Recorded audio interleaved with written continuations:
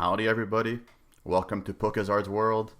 Yes, it's the first time I'm showing my face on this channel, and it's not for no reason. Today is a great day for us gamers.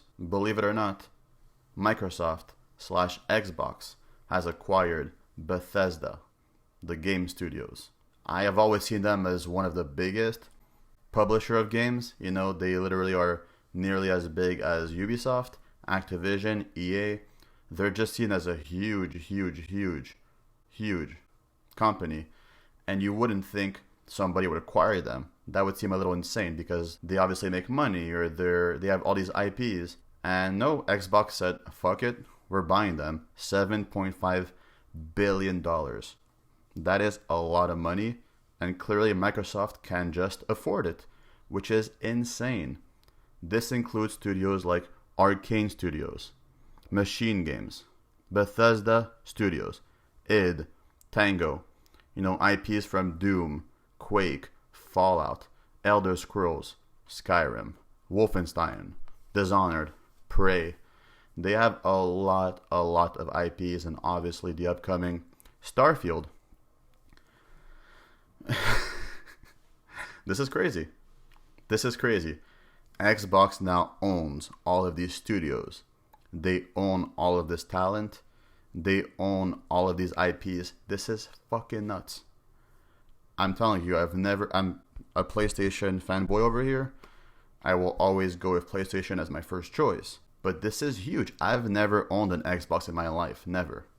The only Xbox games I've played have been Cuphead on the Switch. That's literally my extent of Xbox. I've never played Halo. Never played Gears.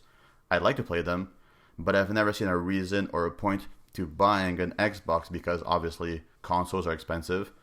And unless you give me a reason to, why would I buy one? But Xbox just changed the whole game. I was already considering getting a Series S because it's cheaper, more affordable, and it could make for a great first Xbox console for me, for someone like me who's mostly PlayStation and then Nintendo, and then make my third console of choice Xbox. I don't have a PC, so a lot of games I'd like to play are on Xbox. And I was already considering, like I said before, getting one. This just makes the deal way easier. I'm sold, Xbox. I'm sold. And if you got someone like me who has never owned an Xbox in his life, you're gonna get a lot of gamers. And let me tell you in general why this is such a fucking big deal. First of all, Xbox is supporting Game Pass. Game Pass, for a while, I've seen as it's a great service. Yep, it's probably the best value in gaming. One way or another, you could see it that way because games are included for the price of basically Netflix. But this is a game changer because, let's say this generation for PS5. The Sony has said for PS5, prices are going up.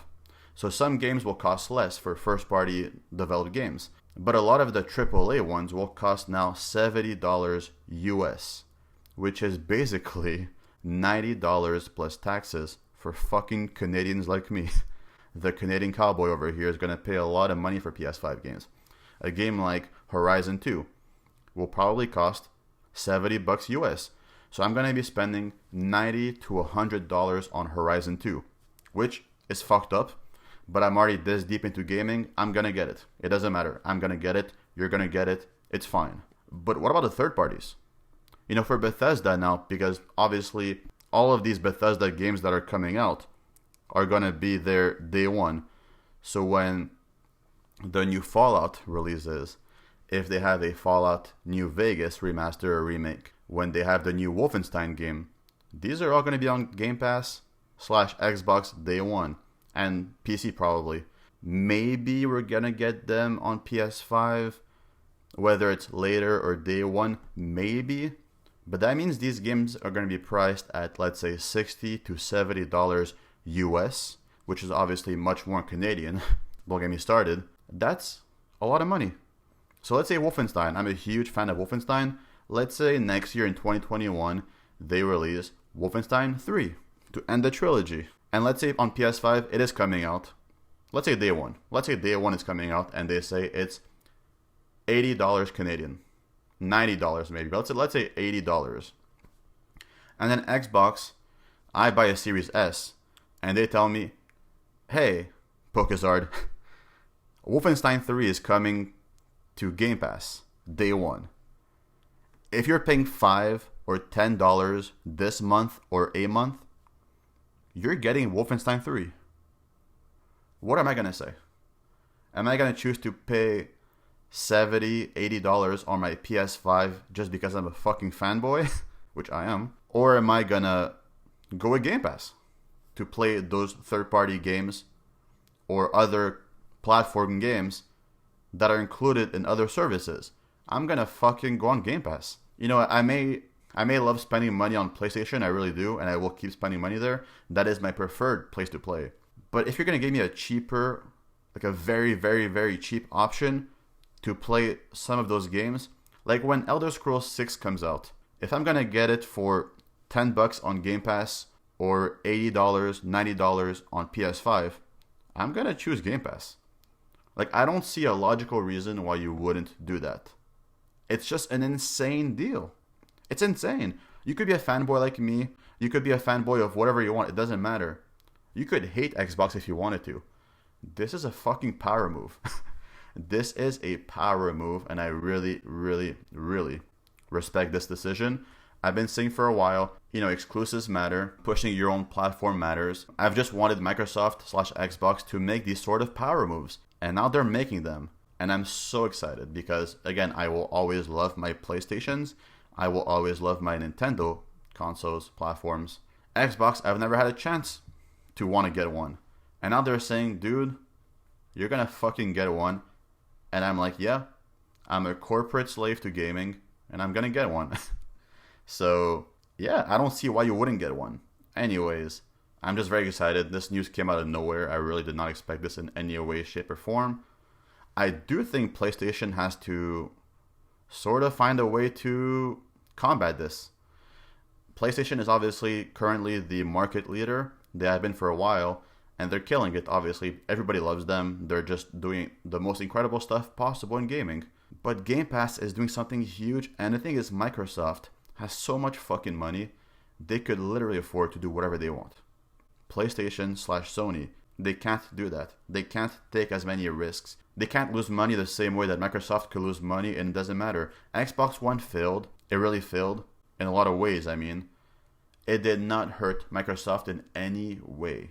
While if the PS4 or the PS5 had failed, that would fucking hurt and maybe kill PlayStation/Sony. So that's the difference between Microsoft and Sony in the long term. Yeah, I am still sort of thinking about all this, but I think that with PlayStation, obviously for the PS5, they announced the PS Plus Collective or Collection, which means you're going to get a lot of the greatest hits PS4 games on PS5 day one if you're a PS Plus user, subscriber. And they're saying it's not really like Game Pass. Obviously, we have PS Now, which is a little different because PS Now includes a lot of games. However, a lot of them can't be downloaded. They can only be streamed. So as great as the service is in terms of catalog, you don't get any new game day one ever for now. And you don't get to download them. Again, you get to download some of them, but not all of them. So it's a huge difference. Obviously, they cut the price of PS Now for, half price. So, it's a lot more affordable, but it's by no means better or as good as Game Pass. So I think that this is going to motivate PlayStation to do one or two things. Or three things. One, they could do nothing and just keep doing what they're doing, which is killing the game. They're doing incredible stuff. They have some of the best talent out there, some of the best studios, and they're fine. Everybody loves them. Everybody is rushing out to pre-order the PS5. They know that. That's option one, do nothing.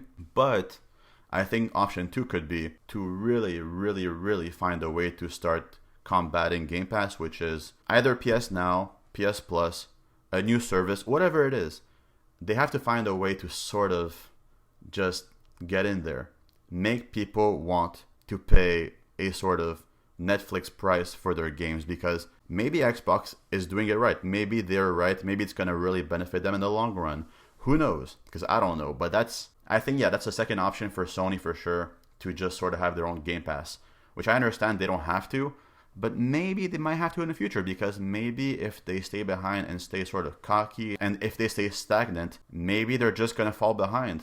Maybe it's the PS3 generation where they fall behind and they're a little cocky while Microsoft is making big moves. So I hope that doesn't happen. I hope that they don't stay stagnant. I hope they somehow stay relevant and that they keep up with the competition, because they have to. They have to. As huge as you are, giants always fall if they don't stay awake. That's just the truth. That's just the truth. And yeah, so those are the options for PlayStation to sort of rebuttal this Microsoft acquisition. But anyways, this is huge news. I think this is good news for gamers. Again, if I don't have to pay $70 or $80 for a game, if I could just play it as part of a service, and Microsoft is able to absorb the damage, quote unquote, because they have so much money, fucking do it. I don't give a shit about Microsoft as a company. I don't give a shit about the money they make. I just care as a selfish gamer about what I play, and if I could pay less of a price for incredible stuff. And I think we're going to really, really see the rise of Game Pass, which is already happening. I think today they hit 15 million subscribers, which is pretty huge for this thing that has been only started recently. And yeah, so I'm going to get an Xbox Series S or X, but most likely S. I'm going to have a ton of games on Game Pass. I'm going to invest. I guess I'm going to basically pay whenever I want monthly, an affordable price, and just play whatever I want. And then I'll play my exclusives or other games on PS5 and Switch. So yeah, thank you for watching. This is again huge, huge news. I'm glad it broke. I'm glad it happened. I'm glad E3 is gone, because without E3 we get this news all the time. It's a lot more fun to have this news spread out. So anyways, thanks for watching. Let me know in the comments if you're most likely buying a PS5. Let me know if you're sticking with your Switch. But let me know in the comments if you are getting an Xbox Series S, Series X, Game Pass on PC, or if you're never ever buying an Xbox because whatever reason you have. Let me know, and let me know if you enjoyed this video format. Thank you for watching, and have an awesome day. Bethesda has fucking Skyrim. Fucking Skyrim. Skyrim is not only one of the most beloved games of all time, but it sold like, I think it sold 50 million copies. It might as well have sold 100 billion copies. Xbox has Skyrim. They have the future of Skyrim. Put that in your head. They have Fallout. People go crazy for Fallout, especially Fallout 3, Fallout New Vegas. This is insanity. Imagine if Xbox wants to make those exclusive to Xbox and PC. That is huge, because so many PlayStation and Nintendo fans are gonna fucking rush to the store and buy an Xbox just for Skyrim and for Fallout. You win, Xbox. You fucking won.